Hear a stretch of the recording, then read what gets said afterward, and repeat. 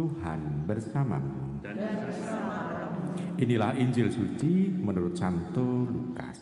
dimuliakan Tuhan.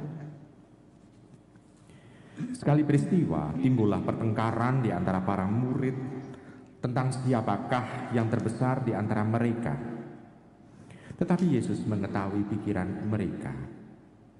Karena itu, ia mengambil seorang anak kecil dan menempatkan di sampingnya. Lalu ia berkata kepada mereka, "Barang siapa menerima anak ini demi namaku, dia menerima aku. Dan barang siapa menerima aku, menerima dia yang mengutus aku. Sebab yang terkecil di antara kalian ialah yang terbesar." Pada kesempatan lain Yesus berkata, "Guru, kami melihat seseorang mengusir setan demi namamu, dan kami telah mencegahnya, karena ia bukan pengikut kita." Tetapi Yesus berkata, "Jangan kalian cegah, sebab barang siapa tidak melawan kalian, dia memihak kalian." Demikianlah sabda Tuhan. Terpujilah Kristus. Ibu, Bapak, Saudari, Saudara terkasih dalam Yesus Tuhan, bacaannya pendek dibanding dengan bacaan yang pertama. Tetapi walaupun pendek, namun ada dua kisah yang mau diceritakan kepada kita. Yang pertama, kita bisa melihat dikatakan yang terbesar. Lalu Tuhan Yesus membawa anak kecil.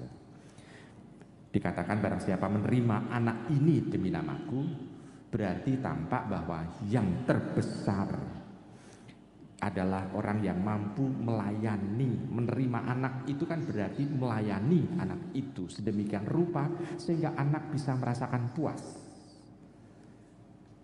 Berarti tampak bahwa orang yang terbesar adalah yang mampu memberikan yang terbaik bagi mereka yang membutuhkan, pertama. Yang kedua, yang hanya mereka mempunyai, yang dilayani adalah mereka yang mempunyai sesuatu yang sedikit untuk dibalaskan kepada orang itu.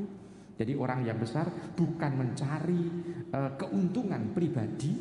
Lalu yang berikutnya adalah ketidakmampuan orang yang dilayani itu membuat orang harus berpikir dan kreatif supaya orang yang dilayani itu sungguh-sungguh bisa merasakan kehadiran orang yang melayaninya. Dan ada relasi. Relasinya bukan relasi ketergantungan, tetapi relasi bahwa orang yang melayani ini bisa memuaskan dirinya.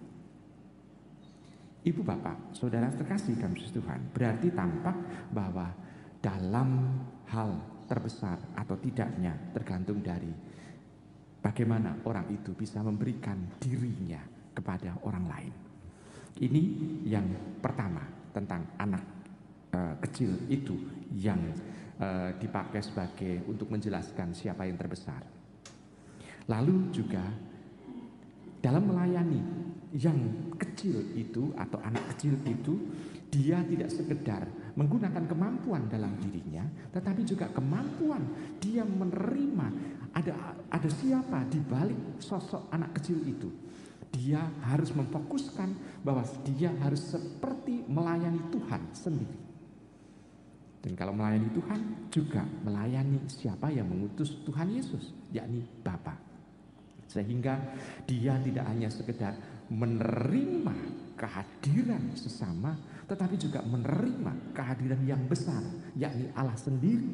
Dan dia sebetulnya menunjukkan bahwa dia sudah menerima dirinya sendiri dengan kepercayaan dirinya. Nah, ini yang pertama.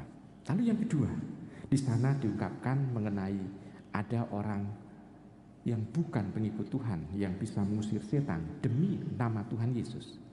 Berarti tampak dia mungkin meniru apa yang dilakukan oleh Tuhan Yesus. Pergilah. Tetapi mereka kreatif yang menyebutkan pengikut Tuhan itu. Dia bisa menangkap bahwa hanya dengan nama Tuhan Yesus setan sudah bisa menyingkir.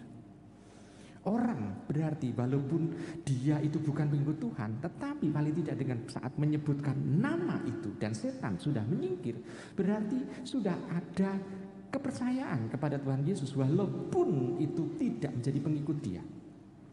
Kenapa? Karena kalau hanya sekedar mengatakan dalam nama Tuhan Yesus kamu pergi gitu misalnya kepada setan, tapi tanpa iman dalamnya, setan pasti akan tertawa juga. Tetapi kalau orang itu betul dia dengan mengatakan dalam nama Tuhan Yesus, walaupun dia bukan murid Tuhan, tetapi penuh dengan istilahnya itu hal yang percaya akan Tuhan Yesus, kemampuannya bisa mengusir setan, maka dia sendiri sebetulnya sudah percaya. Maka Tuhan Yesus mengatakan jangan cegah dia. Kenapa? Karena ada hal yang baik, hal yang positif yang dimiliki orang itu. Walaupun dia menjadi murid yang KW gitu ya. Murid imitasi. Kenapa? Karena sebetulnya para murid yang diberi sebetulnya karunia untuk mengusir setan itu, tapi para murid mungkin tidak mau untuk melakukannya. Dia lebih senang untuk nyindir di belakang Tuhan Yesus. Nah, ibu bapak, saudara terkasih dalam Tuhan. Demikian juga dengan kita. Kalau kita melihat banyak orang yang melakukan kebaikan, kita percaya bahwa orang itu dalam melakukan kebaikan pasti ada Roh Kudus yang menuntun orang itu sehingga orang itu bisa melakukannya dengan baik. Berarti kalau dia dituntun oleh Roh Kudus, berarti sama dengan kita. Karena kita sebagai anggota gereja, kita bersama dengan Roh Kudus, kita bisa melakukan yang terbaik demi Tuhan Yesus.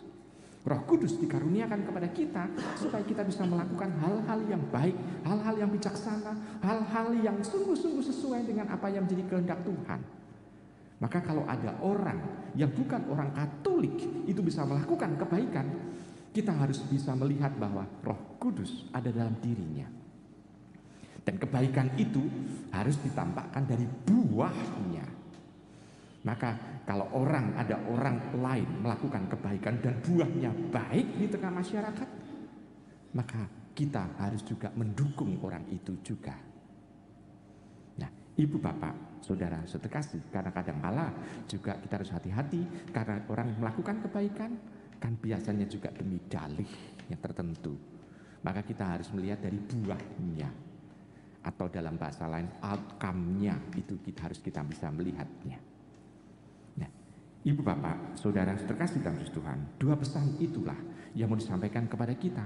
Mampukah kita juga melakukan dengan penuh konsekuen, penuh kebijaksanaan, dan penuh dengan kebanggaan dalam nama Tuhan, sehingga kita bisa menjadi orang yang terbesar karena pelayanan kita kepada mereka yang sangat membutuhkan. Selamat merenungkan.